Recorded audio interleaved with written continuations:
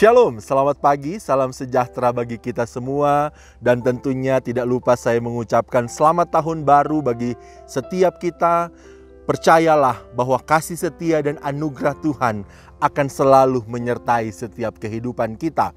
Mari pada saat pagi hari ini kita melihat kebenaran firman Tuhan yang saya ambil di dalam Yosua pasal yang ketiga, ayat yang ke-15 dan ayatnya yang ke-16. Segera sesudah para pengangkat tabut itu sampai ke sungai Yordan, dan para imam pengangkat tabut itu mencelupkan kakinya ke dalam air di tepi sungai itu, sungai Yordan itu sebak sampai meluap sepanjang tepinya selama musim menuai.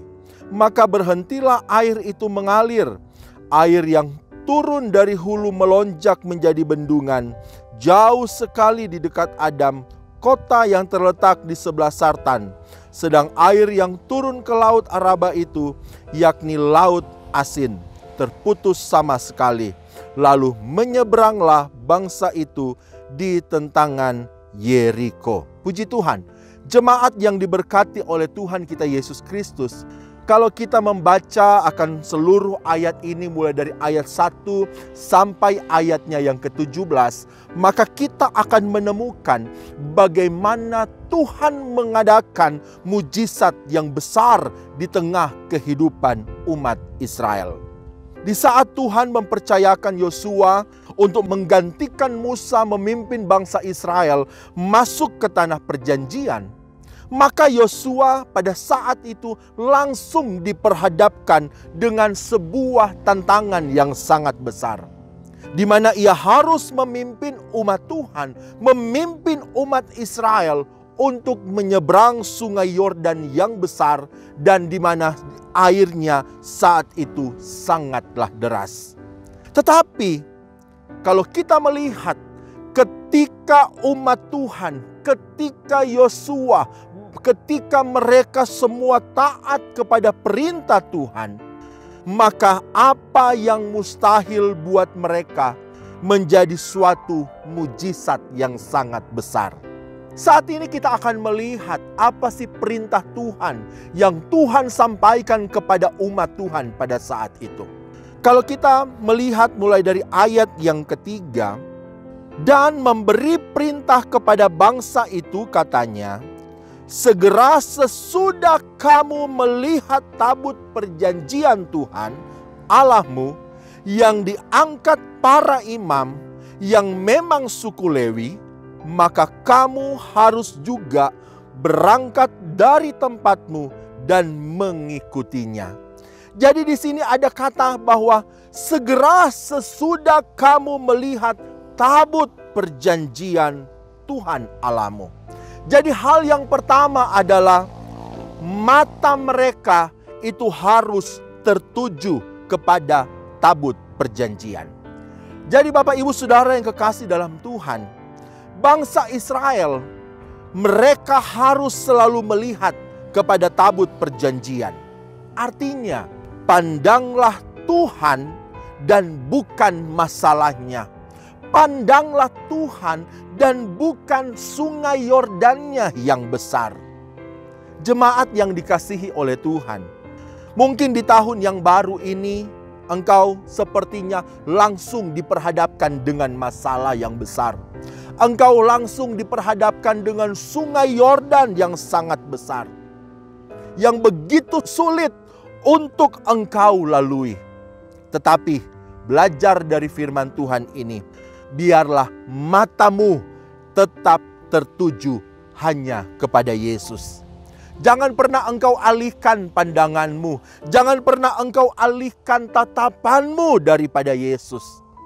Tapi tetap tertuju kepada Yesus. Karena kalau fokus kita hanya kepada masalah, fokus kita hanya kepada kesulitan, fokus kita hanya kepada pergumulan, maka kita tidak akan pernah mengalami dan kita tidak akan pernah merasakan mujizat Tuhan.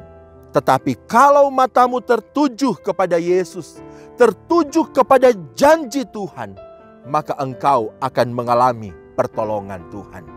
Kemudian hal yang kedua, perintah yang kedua, dari ayat yang sudah kita baca tadi di ayat yang ke-15. Bahkan saya akan membaca juga di ayatnya yang ke-13.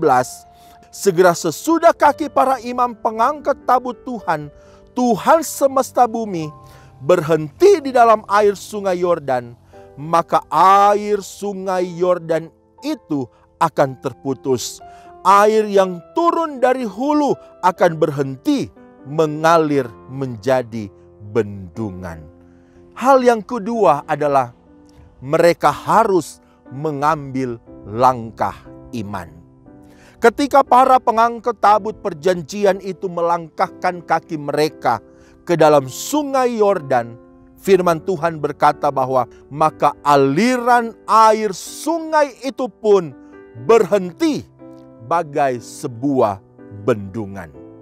Puji Tuhan, suatu hal yang dahsyat, suatu hal yang luar biasa yang terjadi dalam kehidupan umat Tuhan. Tuhan pun mau setiap kita mau tetap melangkah masuk pada dimensi kuasa Tuhan. Meskipun ada masalah yang besar di depan kita, meskipun ada pergumulan yang dahsyat, meskipun sepertinya engkau diperhadapkan dengan sakit penyakit yang tidak kunjung sembuh, bahkan sudah sampai di tahun yang baru ini, masalahmu belum selesai. Tapi firman Tuhan katakan, melangkahlah, tetaplah terus melangkah dengan iman.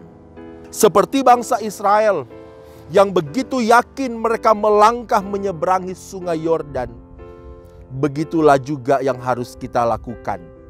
Melangkah dengan iman, penuh dengan ketaatan, serta percaya kepada kuasa Allah yang besar.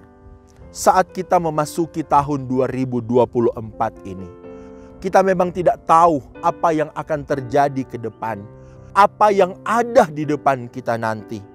Tetapi biarlah kita mau tetap fokus hanya kepada Tuhan. Dan kita mau tetap terus melangkah dengan iman. Karena percaya, sebagaimana Tuhan sudah menuntun kita, menjaga kita, menolong kita, memberkati kita di sepanjang tahun 2023. Percayalah, di tahun 2024 ini pun, engkau akan mengalami mujizat Tuhan. Engkau akan alami pertolongan Tuhan. Engkau akan alami kuasa yang besar terjadi dalam hidupmu. Asal engkau tetap fokus dan mau tetap melangkah dengan iman kepada Tuhan. Puji Tuhan, Tuhan memberkati kita semua. Mari kita berdoa. Kami sungguh bersyukur dan berterima kasih Tuhan. Kalau kami boleh ada di tahun yang baru ini, itu semua karena kemurahan Tuhan. Itu semua karena kebaikan Tuhan. Dan kami hanya bisa berkata terima kasih Tuhan untuk semua yang sudah Engkau kerjakan dalam kehidupan kami. Oleh karena itu Tuhan, di tahun yang baru, kami mau tetap terus tertuju hanya kepada Engkau. Kami mau hanya tetap terus mengandalkan Engkau. Kami mau tetap terus menaruh pengharapan kami hanya kepada Engkau. Karena kami percaya di saat itu semua kami lakukan, maka kami akan mengalami kasih setia dan pertolongan Tuhan terjadi dalam kehidupan kami. Terima kasih Tuhan, Engkau memberkati Bapak Ibu Gembala, Engkau memberkati akan seluruh staf Gembala, para pengerja, diaken, bahkan seluruh pelayan-pelayan yang ada. Engkau berkati di sepanjang tahun 2024 ini. Bahkan seluruh sidang jemaat-Mu, di dalam mereka Tuhan menghadapi kesulitan, di dalam mereka menghadapi Tuhan masalah-masalah yang ada. Kami percaya Engkau tidak pernah tinggalkan mereka. Engkau akan selalu berjalan bersama-sama dengan mereka. Kami serahkan juga bangsa kami ke dalam tangan-Mu. Tuhan yang memberkati, Tuhan yang menolong, Tuhan juga yang akan menjaga bangsa kami ini. Terima kasih Tuhan, terima kasih. Kami serahkan seluruh kehidupan kami di sepanjang tahun 2024 ini ke dalam tangan-Mu. Di dalam nama Tuhan Yesus Kristus. Haleluya. Amin.